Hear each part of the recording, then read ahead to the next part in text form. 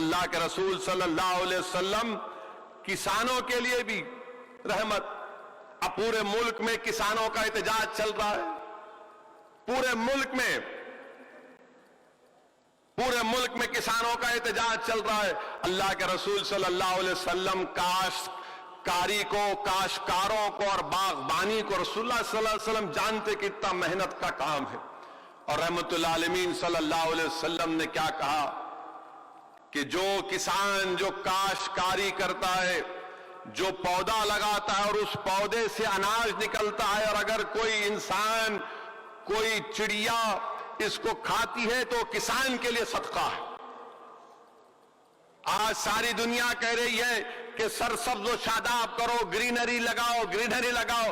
ارے greenery لگانے کا دائی کون ہے؟ محمد مصطفیٰ صلی اللہ علیہ وسلم.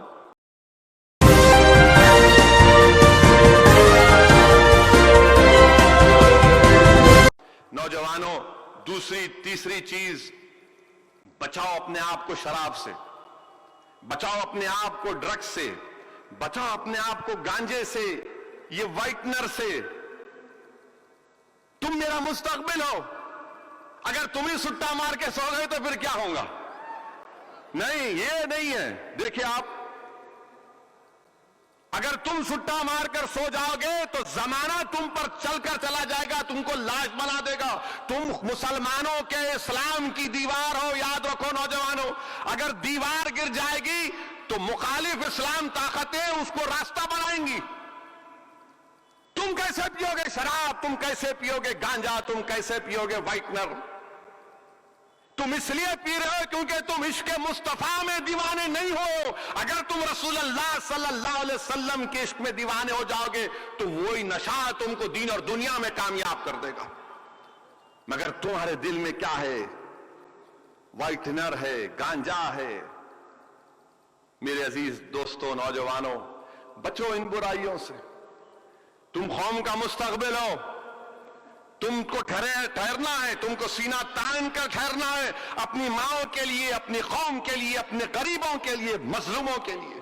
اگر تم اپنی جوانی کو ان برائیوں میں برباد کرو گے تو پھر کیا رہ جائے گا؟ بتاؤ. تم تو ایک انسان کہلانے کی لائق نہیں ہوگے. زنا سے بچو، زنا سے بچو. میں کئی نوجوانوں سے پوچھتا ہوں اور بولتے کہ ہم کو ان سے محبت ہو گئی. بچہ بھی بولتا، بچی بھی بولتی. تو میں ان کو بولتا ہوں جا کے شادی کرو نا. جاؤ اپنے ماں باپ سے جا کر کہو کہ اماں، ابا، مجھے ان سے محبت ہو چکی ہے، میں شادی کرنا چاہتا ہوں یا کرنا چاہتی ہوں. ماں باپ کا بھی کام یہ ہے، اگر اولاد آ کر بول رہی ہے تو ذرا سنو اس کو. اگر وہ کہہ رہا ہے کہ اماں میں روزے رکھا، اپنی نفسانی خواہشات کو پر کنٹرول کرنے کے لیے نہیں ہو رہا، میں شادی کرنا چاہتا ہوں، تو ماں باپ کا کام ہے اس پر غور کریں. اور اگر وہ بیٹا یا ان کی جو بچی ہے اگر نیک ہے تو بری بات کیا ہے؟ بری بات کیا ہے؟ سننا چاہیے. اور یہ ماں باپ کو بھی سمجھنا چاہیے کہ زمانہ بدل گیا.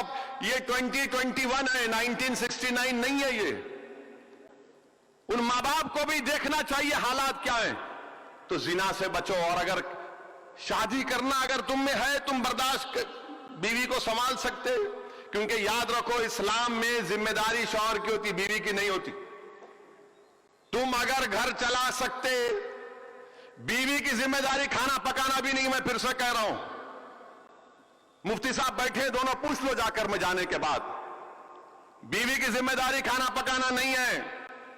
بیوی کی ذمہ داری شوہر کے گھر کی عزت کو بچانا ہے. اگر عشق ہو گیا جو بولتے نا، تو جاؤ شادی کرو، ان کے ماں باپ کے پاس جاؤ، بولو کہ ہاں. اور ماں باپ کا کام یہ اس کو سننا. اور قرآن میں اللہ فرما رہا کہ زنا کے قریب بھی مت جاؤ، زنا کے قریب مت جاؤ. دونوں مفتیاء اکرام ہیں، انوار نظامی صاحب بیٹھے ہیں، مشائقین بیٹھے ہیں. پوچھ لیجئے، ہم اپنی نگاہوں سے کسی غیر محرم کو، اگر مرد ہے تو غیر محرم عورت کو نہیں دیکھ سکتے. اگر بچی ہے تو غیر محرم مرد کو نہیں دیکھ سکتے. ہاں کام کرنا ہے وہ الگ بات ہے, مگر دیکھے جا رہے ہیں, ایسا دیکھ رہے کہ ایسا کچھ دکھ رہا نہیں دنیا میں. کئی مرتبہ میں روکتا ہوں, بھائی صاحب کیا کر رہے ہیں آپ؟ ارے آپ ہیں یہاں پہ؟ ملا ہاں ہم ہیں نا یہاں پہ, آپ کو دیکھ رہے, آپ کی آنکھوں کو دیکھ رہے ہم. ارے دیکھنے والے کسی کی بیٹی ہے, وہ کسی کی بیوی ہے یہ. اور یاد رکھو یہ دیکھنا نہیں, یہ سیل فون دیکھنا بھی گناہ ہے. تم بولیں گے نہیں روڈ پہ جا رہے تھے, یہ سیل فون میں بھی جو بے حیائی ہے اس سے بچو. میرے عزیز دوستوں اور بزرگوں, ان چیزوں پر نوجوانوں آپ کو غور کرنا ہے اور عمل کرنا ہے. اگر ہم رسول اللہ صلی اللہ علیہ وسلم سے سچی محبت کا دعویٰ کر رہے ہیں, غلامی کا ثبوت دینا چاہتے ہیں, تو ہم کو ایک نیک اور اچھے انسان بننا پڑے گا. اور یہ کیا ہے کہ اگر کوئی برقعے میں بچی جا رہی تو آپ اندر سے آپ کی مردانگی میں تکلیف آتی ہے. کیسا جا رہی انہیں برقع پہن کے ہماری بچی, روکو اس کو. انہیں برقع نہیں پہن کے گئی تو نہیں, کوئی بات نہیں. اور اگر مسلمان بچہ بچی کو بٹھا رہا تو اپنا بھائی ہے, انہیں گناہ نہیں, اس کا گناہ نہیں ہے. اور آپ کون ہوتے بھائی کسی کو روکنے والے؟ آپ ہوتے کون؟ آپ کیا سعودی عرب کی پولیس ہے؟ وہ بھی ختم ہو گئی وہاں پہ. آپ کا کام نہیں ہے قانون کو ہاتھ میں لینا. خواہ روکتے, کیسا بک کر لیتے. اور اگر آپ کسی کو روڈ پہ روک کے ذلیل کریں گے, ویڈیو نکالیں گے, تو بچی باغی ہو جاتی ہو. میں جانتا ہوں 2 کیسز میں کسی نے حماقت کی, وہ بچی آ کے میرے کو بولی کہ میرے کو آج سے برقع ہی نہیں پہننا ہے, میرے کو نماز نہیں پڑھنا ہے, میں تو چڑھتی ہوں مسلمانوں سے. کیوں پوچھا میں؟ میرے کو ذلیل کیے. کیا بولی بچی کہ ہاں میں گناہ کری, انہوں فیصلہ کرنے والے, اللہ فیصلہ کرنے والا ہے میرا. اور پھر اس بچی نے کہا کہ اسد صاحب یہ لوگ گناہ میرے کو روک رہے نا, چلو میری شادی کراؤ. میرے ماں کے پاس بہرحال اس کے جو بھی چیزیں تھے. یہ کیوں کر رہے آپ؟ یہ غلط ہے یہ. اور اگر کسی کو سمجھانا ہے تو سمجھانے کا طریقہ کسی کو ذلیل کر کے نہیں ہے. اگر میں تم کو بے عزت کر کے بولوں گا یہ طریقہ سمجھانے کا تو تم خاموش ہو جائیں گے.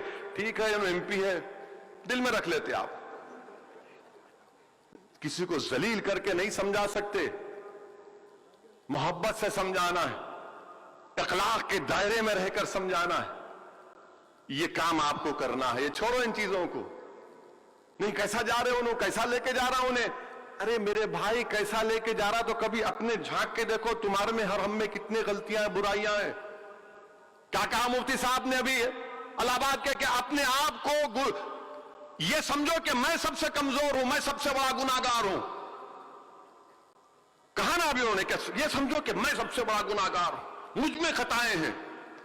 اور ہیں, یہ تو اللہ کا کرم ہے کہ اللہ ہمارے گناہوں کو دنیا کے سامنے نہیں لے کر آتا. یہ اس کا کرم ہے, اس کا فضل ہے, صدقہ نبی کریم صلی اللہ علیہ وسلم کا.